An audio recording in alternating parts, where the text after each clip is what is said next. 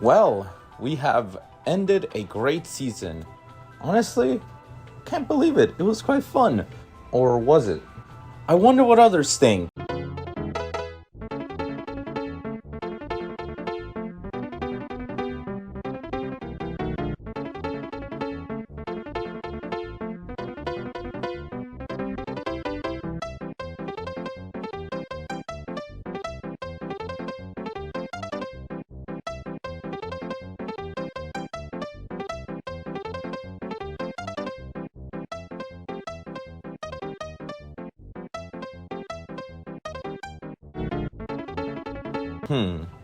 Was it a bad season?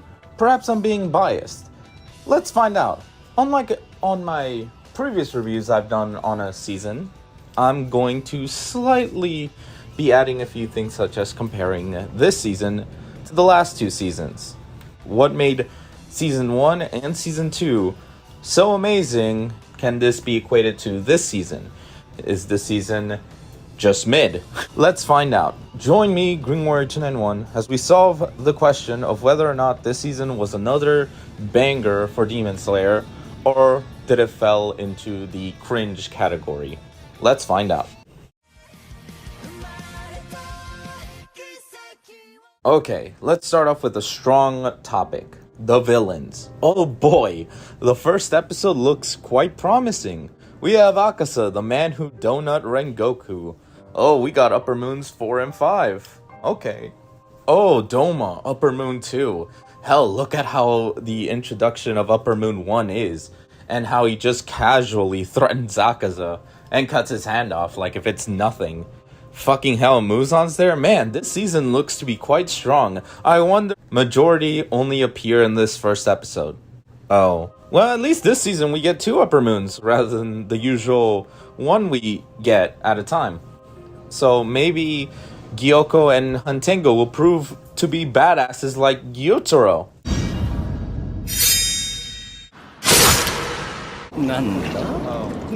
Well, that's Upper Moon 5. He looked pathetic anyway. I'm sure Upper Moon 4 is much more badass than...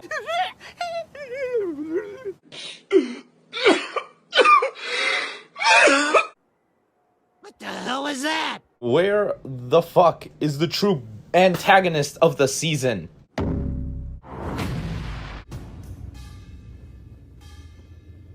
There we go. Where the hell was this?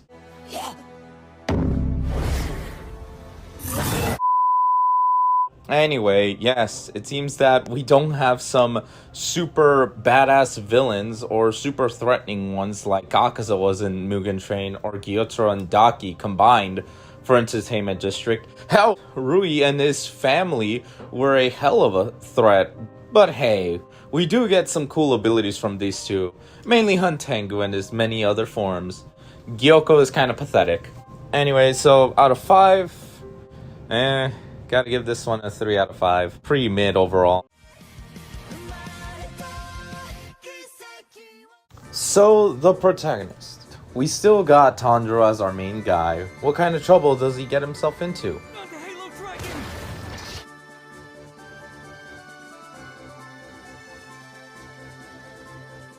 Damn, he got quite the upgrade. He's taking on Upper Moon 4 compared to how he took on Upper Moon 6 last season. That's one hell of an improvement. Pretty good. Now, what about Zenitsu and Inosuke? I assume they also got strong. Oh. Well, we do have Genya, Mitsuri, Kotetsu, and Muichiro filling their space up. Damn, 4 characters to fill up 2? Oh well. Genya's something. Slightly annoying at first, reminding me of an asshole that should not be spoken of. But he slowly starts to grow on you. Gotta say, liked his backstory. Yes, I think it's kind of interesting that his backstory and the whole thing with his mom being a demon, having been appeared or aired literally on Mother's Day, is kind of ironic in a sense. Twisted, but ironic.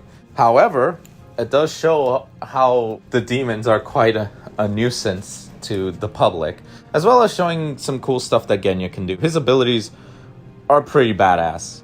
That they make up basically for him unable to be using a breath style. We have the equivalent of what is Kota from My Hero Academia. Kotetsu is not someone with a big role the entire season.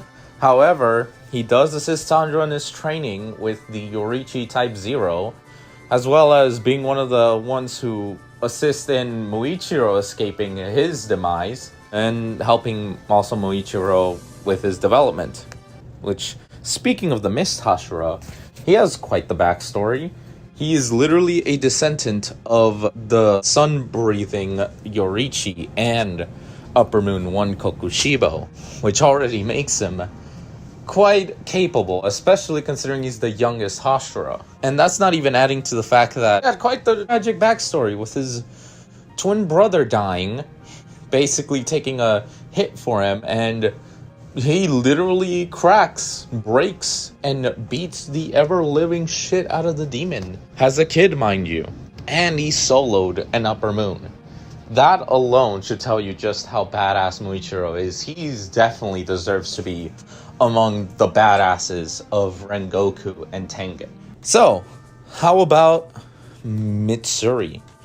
Mitsuri is actually one of the more interesting ones. She is Rengoku's apprentice, so seeing her basically share some of the traits he has is pretty cool.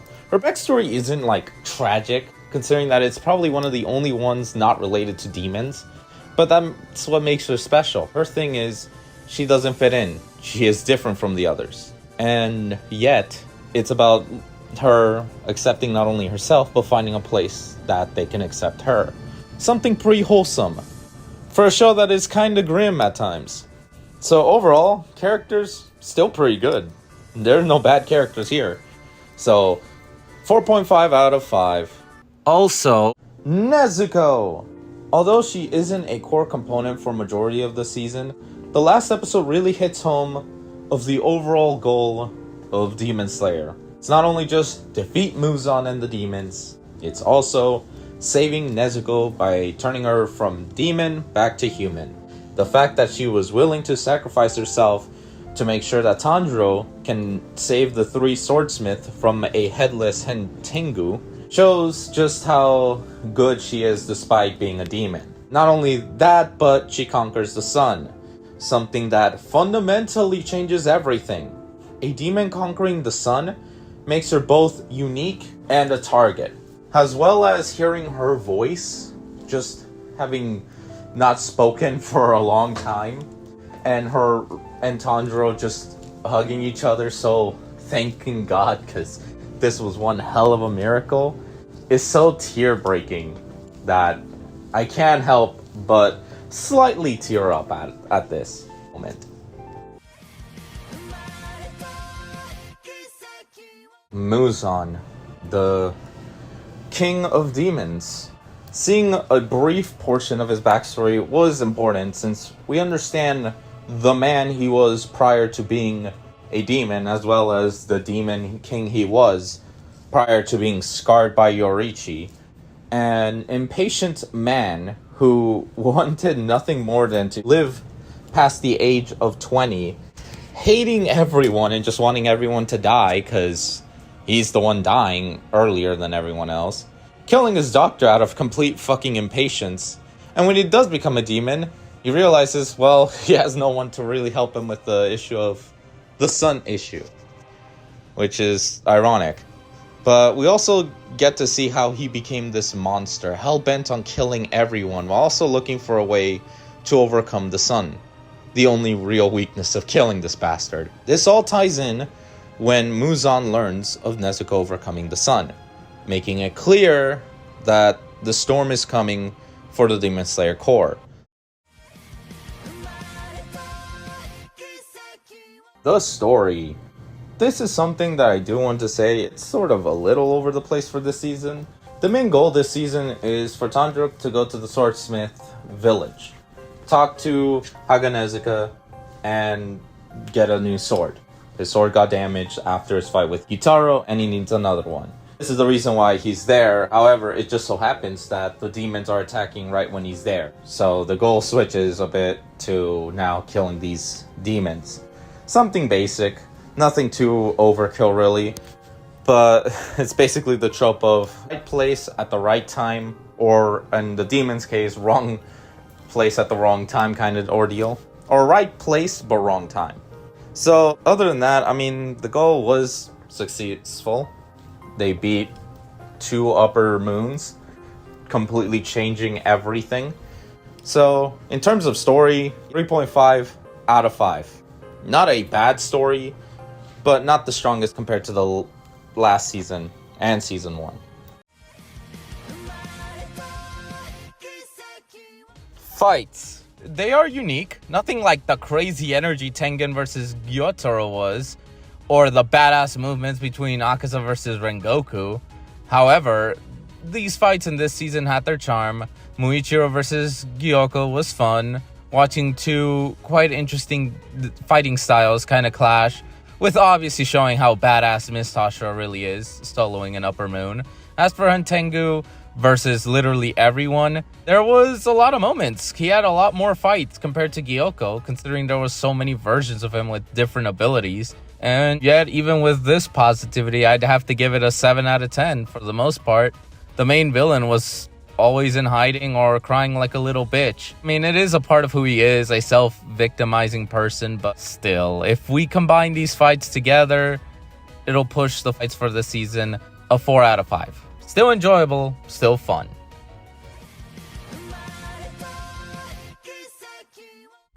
Animation. No need to say anything here. We got high tier animation. Yes, the CGI is whatever, honestly. It wasn't bad like many people complained that it is. I mean, it's just average. I know the other seasons, I mean, last season for sure had fucking god tier level of animation. And this season, yeah, I fell short on it, but it's still just pure perfection. I mean, look at Tanjiro running in the fucking grass. Look at Tanjiro's movements and look at most of the fight scenes here. And the mist animation, the love Hashira's movement, like, you can't really say that the animation dropped when it's just slightly below season 2. But it's still a 5 out of 5.